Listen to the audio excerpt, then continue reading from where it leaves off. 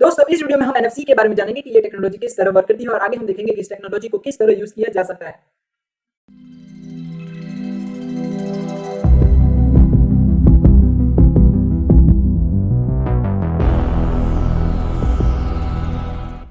दोस्तों सबसे पहले बात करते हैं इसके नाम की। तो एनएफसी का पूरा नाम है नियर फील्ड कम्युनिकेशन।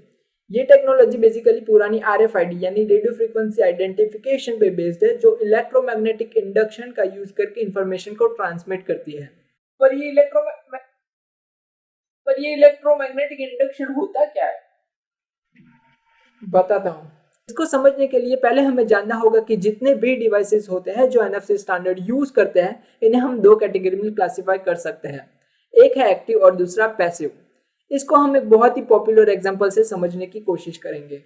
आपने मॉल में शॉपिंग करते वक्त कार्ड से पेमेंट किया होगा, तो ये जो पेमेंट के टर्मिनल्स होते हैं वो आजकल कई सारे एनएफसी एनेबल्ड होते हैं। इन टर्मिनल्स को हम एक्टिव डिवाइस कहेंगे, जो यूजुअली बैटरी से चार्ज रहते हैं। और ज्यादातर कार्ड जिससे आप पेमेंट करते हैं उसमें एक छोटी सी एनएफसी चिप होती है। इन कार्ड्स को हम पैसिव डिवाइस कहेंगे। ऐसा क्यों? कार्ड को एक्टिव डिवाइस क्यों नहीं कह सकते? मेरी मर्जी, बताता हूँ, रुक रहे। पैसिव डिवाइस जो होते हैं उसमें बैटरी की जरूरत नहीं होती है। क्रेडिट कार्ड को चार्ज करने की जरूरत है ना, उसमें बैटरी नहीं होती है। अच्छा, तो ये बैटरी के बिना काम कैसे करता है? ऐसा ऐसा अंदर कुछ फिट किया होता है? हाँ? खोपड़ी तोड़ साले का। तो अब बैटरी के बिना ये पैसिव डिवाइस वर्क कैसे करेगा? तो यहीं पे आता है इलेक्ट्रोमैग्नेटिक इंडक्शन का कंसेप्ट। इस पैसिव डिवाइस में एक मैग्नेटिक कॉइल होती है। जब आप इसे किसी बैटरी पावर्ड एक्टिव डिवाइस के पास ले जाएंगे तो इसमें मैग्नेटिक फील्ड में आने वाले बदलाव की वजह से करंट प्रोड्यूस होगा, जिससे इस पैसिव डिवाइस को पावर मिलेगी। तो यही है इलेक्ट्रोमैग्नेटिक इंडक्शन का कंसेप्ट। तो इसी इलेक्ट्रोमैग्नेटिक इंपल्स की वजह से आप किसी भी डेटा या इंफॉर्मेशन को वायरलेसली एक्सचेंज कर सकते हैं। अब समझ आया?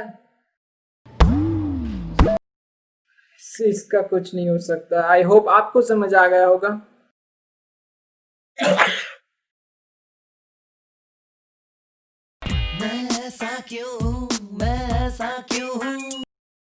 तो ये था एक एग्जांपल पर। अगर आपका फोन एनएफसी सपोर्टेड है तो आप एंड्रॉइड पे, एप्पल पे, सैमसंग पे जैसे एप्लीकेशन से इस फीचर का यूज करके भी पेमेंट कर सकते हैं। हालांकि इसके और भी बहुत सारे एप्लीकेशन है जिनके बारे में हम बात करेंगे, पर इनके सामने ये एक बहुत ही तुच्छ एप्लीकेशन था। अब इस टेक्नोलॉजी को इन 4 मोड्स में क्लासिफाई किया गया है। बात करता है peer to peer connection mode की, तो इसमें कम्युनिकेशन दोनों एक्टिव डिवाइस के बीच में होता है। फॉर एग्जांपल, आप दो फोन्स को करीब रख के, अगर एनएफसी सपोर्टेड है तो करीब रख के इमेजेस, डॉक्यूमेंट्स, वीडियोस जैसी फाइल्स को सेंड या रिसीव कर सकते हैं। अब बात करते हैं रीड और राइट मोड की, तो इसमें वन वे डेटा ट्रांसमिशन होता है। फॉर एग्जाम्पल, एनएफसी टैग्स और एनएफसी रिंग्स। इनके बारे में हम आगे बात करेंगे। अभी आगे बढ़ते हैं तीसरे मोड की तरफ, वो है card emulator mode. Card payments, इनके बारे में हमने ऑलरेडी बात कर ली है बहुत सारी। आगे बढ़ते हैं चौथे मोड की तरफ। अब बात करते हैं चौथे पॉइंट की, तो इसे समझाने के लिए मैं कहूंगा कि जो छोटे आईओटी डिवाइस होता है, जैसे कि Bluetooth headset, fitness tracker, smart watch, इन्हें हम 1 वॉट की पावर तक कॉन्टेक्ट किए बिना चार्ज कर सकते हैं। पर अनफॉर्चुनेटली स्मार्टफोन को इस टेक्नोलॉजी से चार्ज नहीं किया जा सकता है।